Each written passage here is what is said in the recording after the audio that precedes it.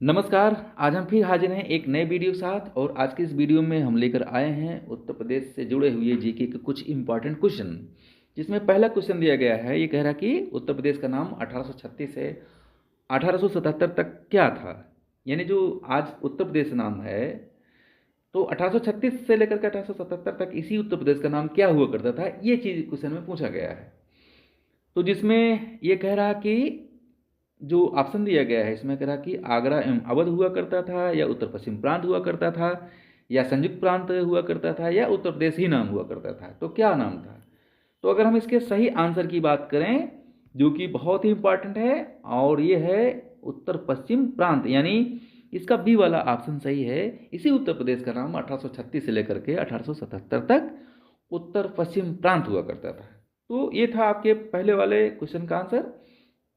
अब हम चलते हैं क्वेश्चन नंबर सेकंड में। ये कह रहा है कि उत्तर प्रदेश की राजधानी कब से प्रयागराज बनी। क्वेश्चन में आप इसको ऐसे भी कह सकते हैं कि जैसे आज उत्तर प्रदेश की राजधानी लखनऊ है, उसी तरीके से उत्तर प्रदेश की राजधानी प्रयागराज कब हुआ करती थी। तो ये क्वेश्चन का मीनिंग है। तो जिसमें ऑप्शन दिए गए हैं, कौन ऑप्शन दिया गया है? इसी से 1836 दिया गया है, फिर दूसरा 1858 दिया है, तीसरा 1921 दिया है, फिर चौथा 1950 है।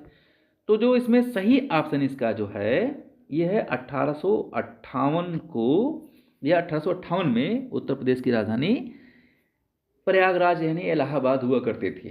तो ये था आपके क्वेश्चन नंबर सेकंड का आंसर। चलिए अब हम देखते हैं क्वेश्चन नंबर थर्ड, यानी राज्य का। किस राज्य का? यूपी का। राज्य का उत्तर प्रदेश नाम कब से लागू हुआ है, यानी जो उत्तर प्रदेश नाम है ये कब से लागू है। तो इसमें जो क्वेश्चन नंबर तीसरा दिया गया है, ये कह रहा कि यानी उत्तर प्रदेश नाम कब लागू आया, कब कानून में बना, ये कब कानून में आया कि अब इस प्रदेश का नाम उत्तर प्रदेश होगा। तो जिसमें पहला ऑप्शन है इसमें 24 जनवरी 1950 है, 1 नवंबर 1956 है, 9 नवंबर 2000 है, और 1937। यानी इनमें से आपका कौन आंसर सही है? तो अगर हम सही आंसर की बात करें तो इसमें सही आंसर जो है इसका पहला वाला है, यानी 24 जनवरी 1950 को इस प्रदेश का नाम उत्तर प्रदेश रखा गया। चलिए, ये तो था आपका क्वेश्चन नंबर थर्ड का आंसर। अब हम फोर्थ को देखते हैं। फोर्थ में क्या है कि उत्तर प्रदेश का राज्य का विभाजन, विभाजन मतलब बंटवारा, कब उत्तर प्रदेश बनने के लिए हुआ। तो यानी देखिए, पहले उत्तर प्रदेश और उत्तराखंड दोनों एक राज्य हुआ करते थे, और एक समय आया सन 2000, और सन 2000 में दोनों यानी दो राज्य आए अस्तित्व में। उत्तर प्रदेश से कुछ भाग काट करके उत्तराखंड बनाया गया। तो वही क्वेश्चन में पूछ रहा है कि उत्तर प्रदेश का राज्य का विभाजन कब उत्तराखंड बनने के लिए हुआ।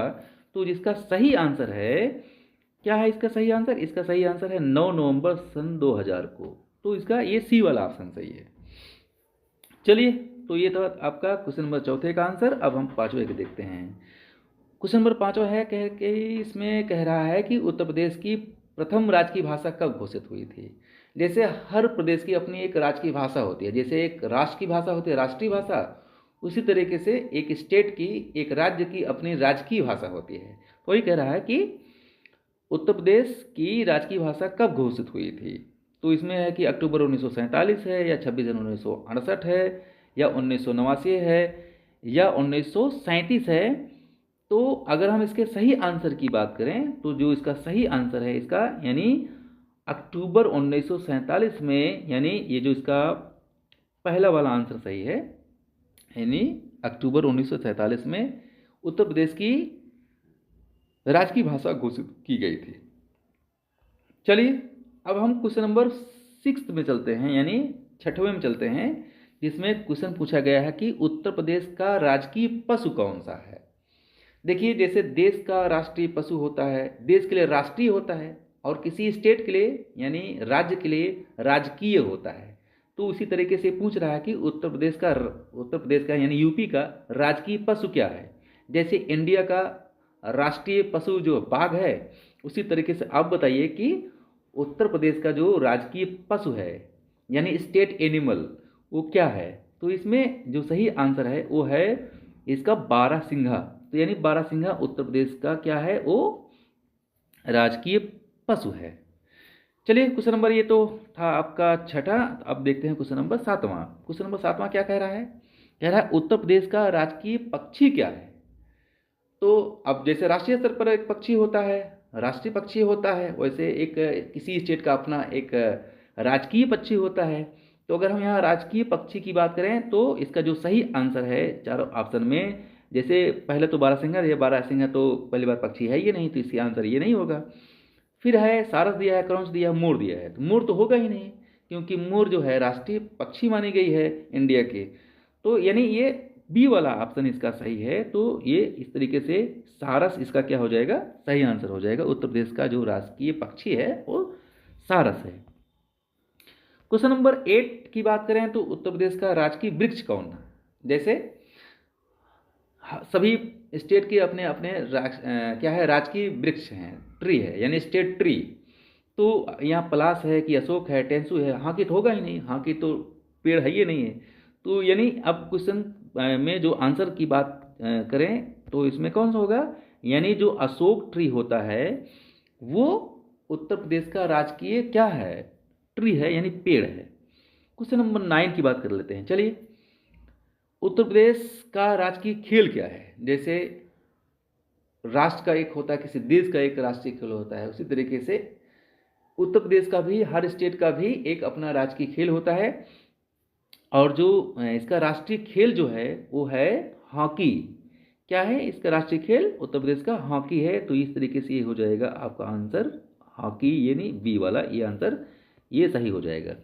ठीक है, तो ये बी वाला आंसर इसका सही है। बी वाला मतलब हॉकी, उत्तर प्रदेश का राजकीय खेल हॉकी है। क्वेश्चन नंबर हम 10 की बात कर लेते हैं। जो क्वेश्चन नंबर यहाँ 10 है, क्वेश्चन नंबर 10 क्या कह रहा है, क्वेश्चन ये कह रहा है कि उत्तर प्रदेश के राजकीय चिन्ह में क्या है।